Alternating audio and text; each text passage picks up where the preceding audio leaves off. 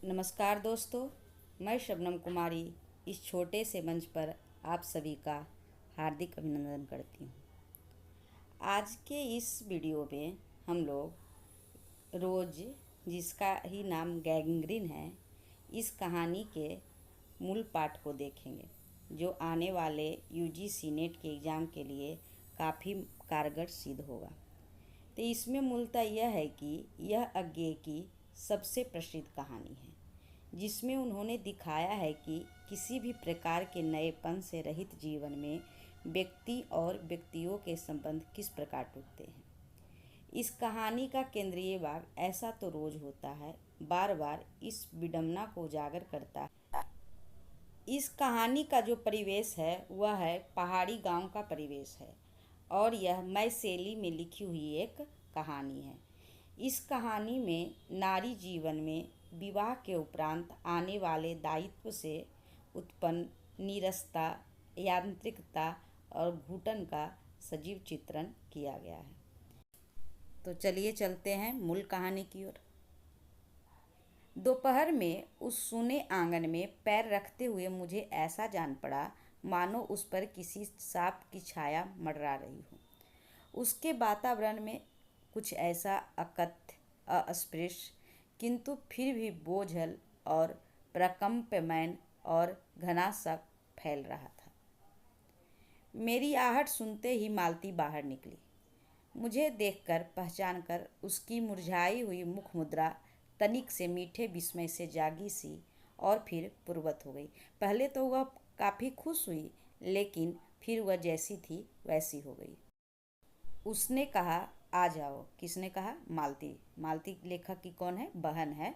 और वह जो लेखक है 4 साल के बाद अपनी बहन से मिलने आ रहा है। 2 साल शादी के पहले नहीं मिला है और शादी के 2 साल बाद आ रहा है अपनी बहन से मिलने। किसने कहा? मालती ने कहा, आ जाओ, और बिना उत्तर के प्रतीक्षा किए भीतर की ओर चली। मैं भी उसके पीछे हो लिया। भीतर पहुंचकर मैंने पूछा, बे यहाँ नहीं हैं? लेखक क्या पूछते हैं मालती से? बे यहाँ नहीं है, यानी मालती के हस्बैंड के बारे में पूछ रहे हैं मालती से कि आपके हस्बैंड यहाँ नहीं हैं। तब मालती जवाब देती है, अभी आए नहीं, दफ्तर में है, थोड़ी देर में आ जाएंगे, कोई 1:30-2 बजे आया करते हैं। तब फिर लेखक पूछते हैं, कब के गए हुए हैं?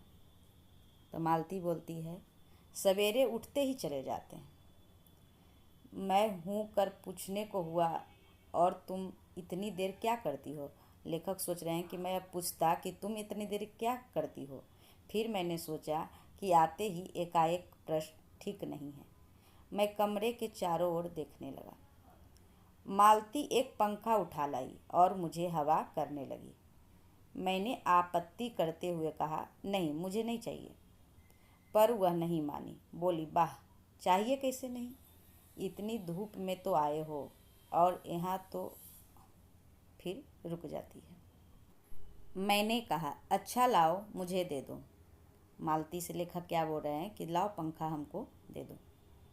वह शायद ना करने वाली थी, पर तभी दूसरे कमरे से शिशु के रोने की आवाज़ सुनकर उसने पंखा मुझे दे दिया और घुटने पर हाथ टेक कर एक थकी हुई करके उठी और भीतर चली गई। मैं उसके जाते हुए दुबले शरीर को देखकर सोचता रहा, यह क्या है? यह कैसी छाया सी इस घर पर छाई हुई है? मालती मेरी दूर के रिश्ते की बहन है, किंतु उसे सखी कहना ही उचित है, क्योंकि हमारा परस्पर संबंध सख का ही रहा है। हम बचपन से इकट्ठे खेले हैं, इकट्ठे लड़े और पीटे हैं, और हमारी पढ़ाई भी बहुत से इकट्ठे ही हुई थी, और हमारे व्यवहार में सदा सख की स्वेच्छा और स्वच्छंदता रही है।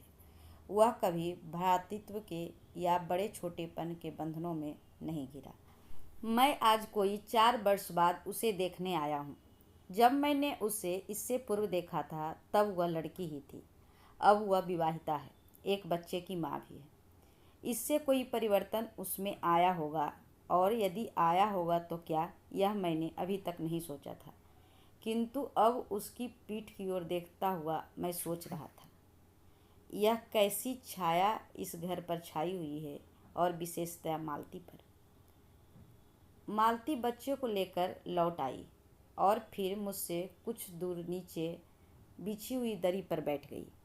मैंने अपनी कुर्सी घुमाकर कुछ उसकी ओर उन्मुख होकर पूछा, इसका नाम क्या है? मालती ने बच्चे की ओर देखते हुए उत्तर दिया, नाम तो कोई निश्चित नहीं किया, वैसे टीटी कहते हैं। मैंने उसे बुलाया, टीटी टीटी आजा, पर वह अपनी बड़ी बड़ी आँखों से मेरी ओर देखता हुआ अपनी माँ से चिपट गया और रुआसा सा होकर रोने लगा।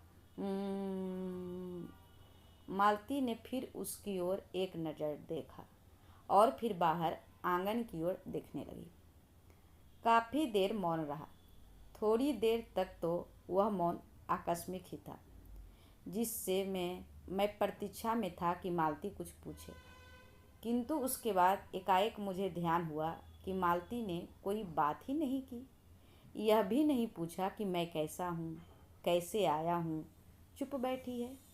क्या विवाह के 2 वर्ष में ही वह बीते दिन भूल गई, या अब मुझे दूर इस विशेष अंतर पर रखना चाहती है, क्योंकि यह निर्बाध स्वच्छंदता अब तो नहीं हो सकती, पर फिर भी ऐसा मौन जैसे अजनबी से भी नहीं होना चाहिए।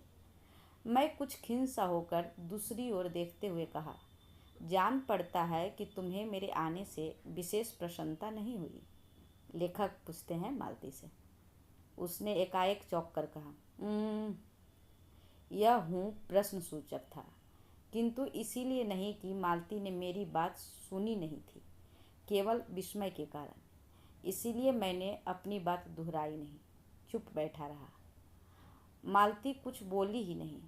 तब थोड़ी देर बाद मैंने उसकी ओर देखा। वह एकटक मेरी ओर देख रही थी, किंतु मेरे उधर उन्मुख होते हुए उसने आंखें नीची कर ली।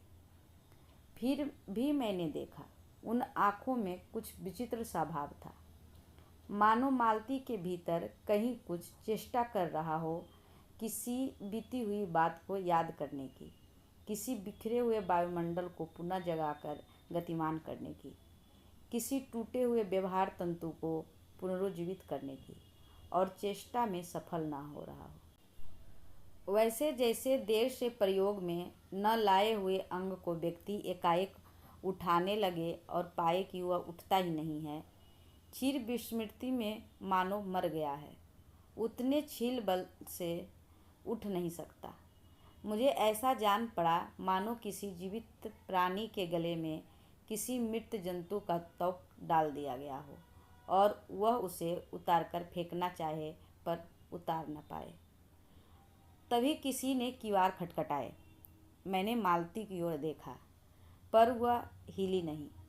जब किवाड़ दूसरी बार खटखटाए, तब वह शिशु को अलग करके उठी और किवाड़ फोड़ने लगी। बे यानी मालती के पति आ गए। मैंने उन्हें पहली बार देखा था, यद्यपि फोटो से उन्हें पहचानता था। परिचय हुआ। मालती खाना तैयार करने आंगन में चली गई और हम दोनों भीतर बैठकर बातचीत करने लगे।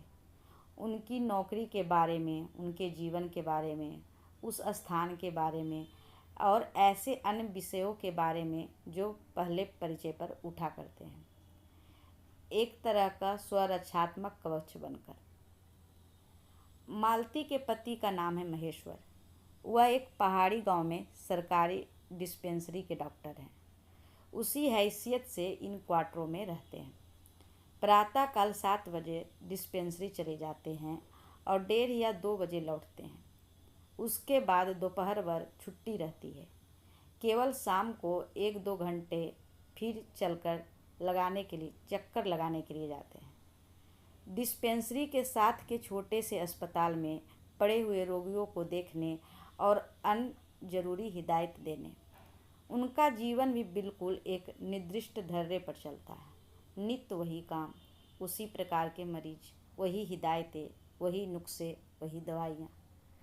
वह स्वयं उकताए हुए हैं और इसीलिए और साथ ही इस भयंकर गर्मी के कारण वह अपनी फुर्सत के समय में भी सुस्त रहते हैं। मालती हम दोनों के लिए खाना ले आई। मैंने पूछा, तुम नहीं खाओगी या खा चुकी? महेश्वर बोले कुछ हंसकर, वह पीछे खाया करती है। पति 2:30 बजे खाना खाने आते हैं, इसीलिए पत्नी 3 बजे तक भूखी बैठी रहेगी। महेश्वर खाना आरंभ करते हुए मेरी ओर देखकर बोले, आपको तो खाने में मज़ा क्या ही आएगा, ऐसे बेवक्त खा रहे हैं। मैंने उत्तर दिया, वाह, देर से खाने पर तो अच्छा लगता है, भूख बड़ी होती है, पर शायद मालती बहन को कष्ट होगा। मालती टोककर बोली, मेरे लिए यह नई बात नहीं है, रोज़ ऐसा ही होता है। मालती बच्चे को गोद में लिए हुए थी। बच्चा रो रहा था, पर उसकी ओर कोई भी ध्यान नहीं दे रहा था। मैंने कहा, यह रोता क्यों है? मालती बोली, हो ही गया है चिड़चिड़ा सा, हमेशा ऐसा ही रहता है।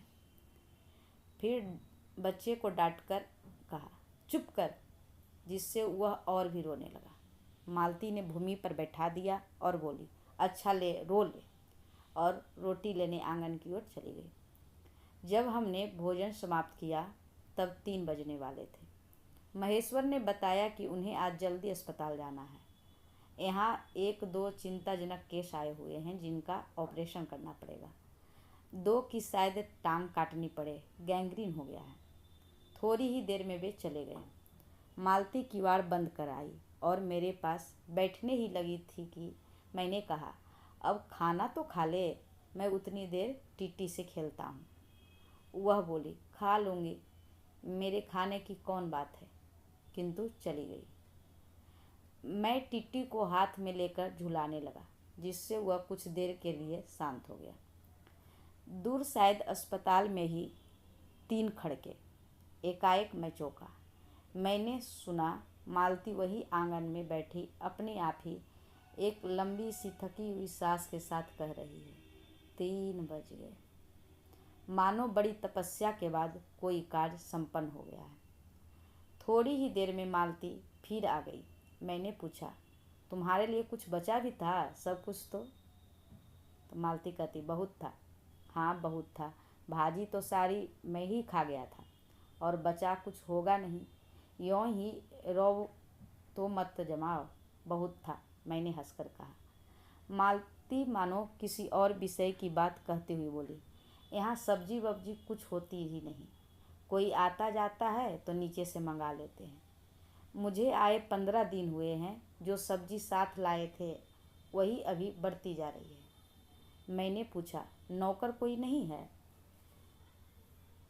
कोई ठीक मिला नहीं, शायद 1-2 दिन में हो जाए। बर्तन भी तुम ही मांजती हो? तो मालती कहती, और कौन? कहकर मालती क्षण भर आंगन में जाकर लौट आई। मैंने पूछा, कहाँ गई थी? मालती कही, आज पानी ही नहीं है, बर्तन कैसे मांजेंगे? क्यों, पानी को क्या हुआ? रोज़ ही ऐसा होता है, कभी वक्त पर तो आता नहीं। आज शाम को 7 बजे आएगा, तब बर्तन मांजेंगे। चलो, तुम्हें 7 बजे तक छुट्टी हुई, कहते हुए मैं मन ही मन सोचने लगा, अब इसे रात के 11 बजे तक काम करना पड़ेगा, छुट्टी क्या खाक हुई।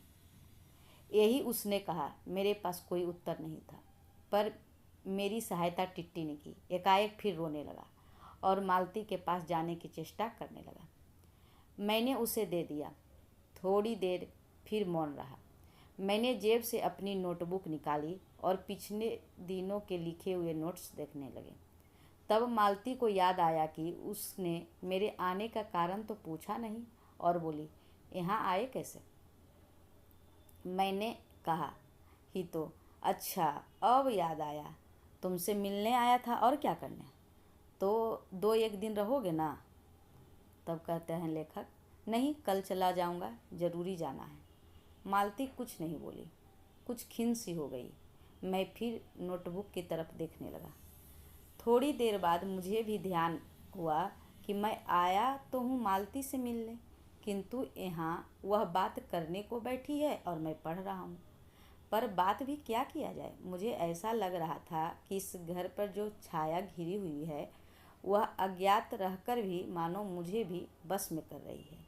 मैं भी वैसा ही नीरस निर्जीव सा हो रहा हूँ, जैसे, हाँ, जैसे यह घर अजय से मालती। मैंने पूछा, तुम कुछ पढ़ती लिखती नहीं? मैं चारों ओर देखने लगा कि कहीं किताबें दिख पड़े। तो मालती हंस के कहती है, यहाँ यहाँ कहकर मालती थोड़ा सा हंसती। वह हंसी कह रही थी कि यहाँ पढ़ने को है क्या? मैंने कहा, अच्छा, मैं वापस जाकर ज़रूर कुछ पुस्तकें भेजूँगा। और वार्तालाप फिर समाप्त हो गया। थोड़ी देर बाद मालती ने फिर पूछा, आए कैसे हो, लारी में? तो फिर लेखक कहते हैं, पैदल। इतनी दूर? बड़ी हिम्मत की। आखिर तुमसे मिलने आया हूँ। ऐसे ही आए हो? नहीं, पीछे कुली आ रहा है सामान लेके। मैंने सोचा बिस्तरा ही ले चलूँ। अच्छा किया। यहाँ तो बस कहकर मालती चुप रह गई। फिर बोली, तब तुम थके होगे, लेट जाओ। नहीं, बिल्कुल नहीं थका। रहने भी दो, थके नहीं, भला थके हैं। और तुम क्या करोगी? मैं बर्तन मांज रखती हूँ, पानी आएगा तो धो जाएंगे। मैंने कहा, वाह, क्योंकि और कोई बात मुझे सूझी नहीं। थोड़ी देर में मालती उठी और चली गई, टीटी को साथ लेकर। तब मैं भी लेट गया और छत की ओर देखने लगा। मेरे विचारों के साथ आंगन से आती हुई बर्तनों के घिसने की खन खन ध्वनि मिलकर एक विचित्र एक स्वर उत्पन्न करने लगी, जिसके कारण मेरे अंग धीरे धीरे ढीले पड़ने लगे और मैं ऊँघने लगा। एकाएक वह एक स्वर टूट गया, मौन हो गया। इससे मेरी तंद्रता भी उठी। मैं उस मौन में सुनने लगा। 4 खड़क रहे थे और इसी का पहला घंटा सुनकर मालती रुक गई थी। वही 3 बजने वाली बात मैंने फिर देखी, अब की बार उग्र रूप में। मैंने सुना मालती एक बिल्कुल अनैच्छिक, अनुभूतिहीन, नीरस, यंत्रवत, वह भी थके हुए यंत्र के स्वर में कह रही है, 4 बज गए। मानो इस अनैच्छिक समय को गिनने में ही उसका मशीन तुल्य जीवन बीतता हो। वैसे ही जैसे मोटर का स्पीडोमीटर यंत्रवत फासला नापता जाता है और यंत्रवत विश्रांत स्वर में कहता है, किससे? कि मैंने अपने अमित शून्य पथ का इतना अंश तय कर लिया। न जाने कब कैसे मुझे नींद आ गई। तब शाम के 6 बज चुके थे जब किसी के आने की आहट से मेरी नींद खुली और मैंने देखा कि महेश्वर लौट आए हैं और उनके साथ ही बिस्तर लिए हुए मेरा कूली। मैं मुंह धोने का पानी मांगने को ही था कि मुझे याद आया, पानी नहीं होगा। मैंने हाथों से मुंह पोंछते पोंछते महेश्वर से पूछा, आपने बड़ी देर की?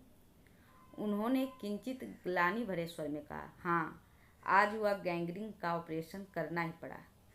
एक कर आया हूँ, दूसरे को एम्बुलेंस में बड़ा अस्पताल भिजवा दिया है। मैंने पूछा, गैंग्रीन कैसे हो गया? तब महेश्वर कहते हैं, मालती के पति एक कांटा चुभा था और उसी से हो गया। बड़े लापरवाह लोग होते हैं यहाँ के। मैंने पूछा, यहाँ आपको केस अच्छे मिल जाते हैं, आय के लिहाज से नहीं, डॉक्टरी के अभ्यास के लिए? बोले, हाँ, मिल ही जाते हैं। यही गैंग्रीन हर दूसरे चौथे दिन एक केस आ जाता है और नीचे बड़े अस्पतालों में भी। मालती आंगन से ही सुन रही थी, अब आ गई, बोली, हाँ, केस बनाते देर क्या लगती है? कांटा चुभा था, इस पर टांग काटनी पड़े, यह भी कोई डॉक्टरी है? हर दूसरे दिन किसी की टांग, किसी की बाँह काट आते हैं, इसी का नाम है अच्छा अभ्यास। महेश्वर हंसे, बोले, न काटे तो उसकी जान गंवाए।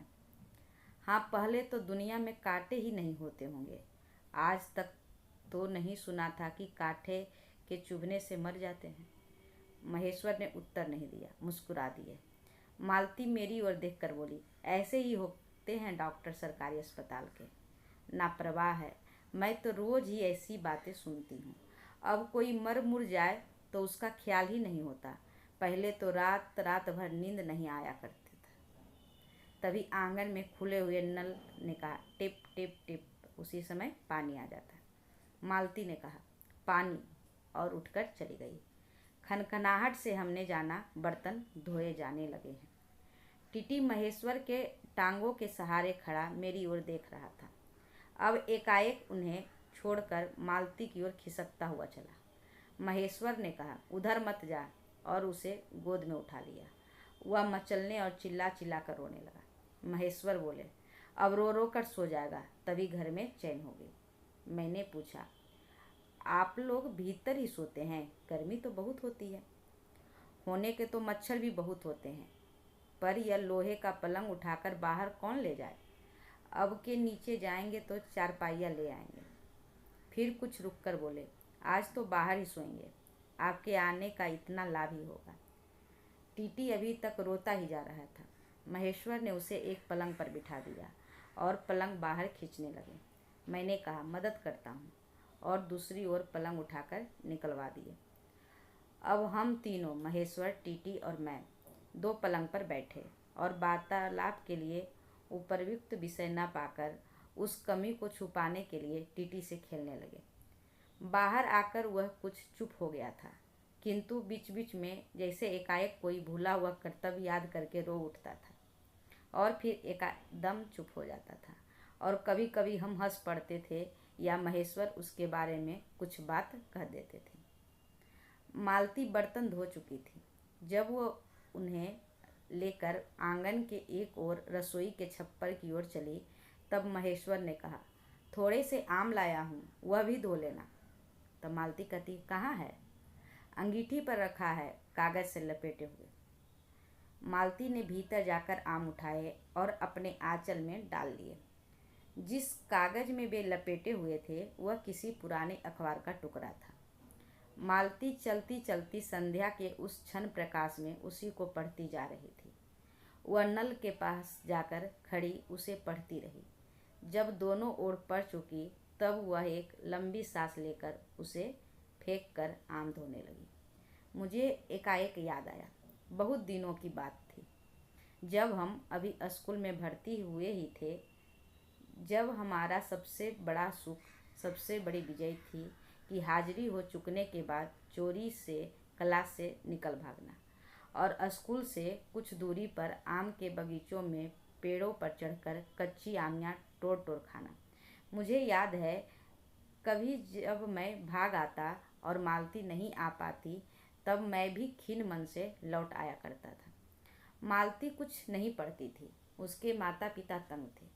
एक दिन उसके पिता ने उसे एक पुस्तक ला कर दी और कहा कि इसके 20 पेज रोज पढ़ा करो, और हफ्ते भर बाद मैं देखूं कि इसे समाप्त कर चुकी हो, नहीं तो मार मार के चमड़ी उधेड़ दूंगा। मालती ने चुपचाप किताब ले ली, पर क्या उसने पढ़ी? वह नित ही उसके 10 पन्ने 20 पेज फाड़ कर फेंक देती, अपने खेल के किसी भांति फर्क न पड़ने देती।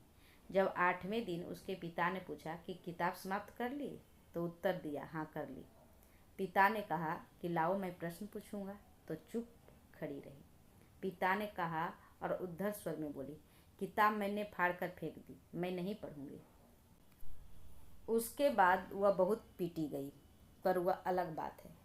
इस समय मैं यही सोच रहा था कि वह उद्धत, चंचल मालती आज कितनी सीधी हो गई है, कितनी शांत, और एक अखबार के टुकड़े को तरसती है। क्या है यह? तभी महेश्वर ने पूछा, रोटी कब बनेगी? तो मालती कहती है, बस अभी बनाती हूँ। पर अब की बार जब मालती रसोई की ओर चली, तब टीटी की कर्तव्य भावना बहुत विस्तीर्ण हो गई। वह मालती की ओर हाथ बढ़ाकर रोने लगा और नहीं माना। मालती उसे भी गोद में लेकर चली गई।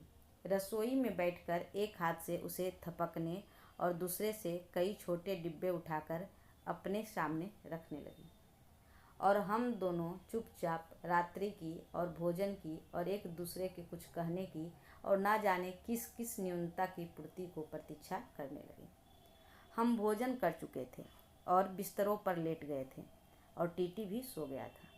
मालती पलंग के एक ओर मोजामा बिछाकर उसे उस पर लिटा गई थी। वह सो गया था, पर नींद में कभी कभी चौंक उठता था। एक बार तो उठकर बैठ भी गया था, पर तुरंत ही लेट गया। मैंने महेश्वर से पूछा, आप तो थके होंगे, सो जाइए। वह बोले, थके तो आप भी होंगे, 18 मील पैदल चलकर आए हैं। किंतु उनके स्वर ने मानो जोड़ दिया, थका तो मैं भी हूँ। मैं चुप रहा।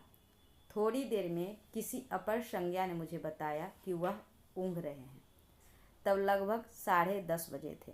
मालती भोजन कर रही थी। मैं थोड़ी देर मालती की ओर देखता रहा। वह किसी विचार में, यद्यपि बहुत गहरे विचार में नहीं, लीन हुई धीरे धीरे खाना खा रही थी। फिर मैं इधर उधर खिसक कर आराम से होकर आकाशगंगा की ओर देखने लगा। पूर्णिमा थी। आकाश अनर्घ था।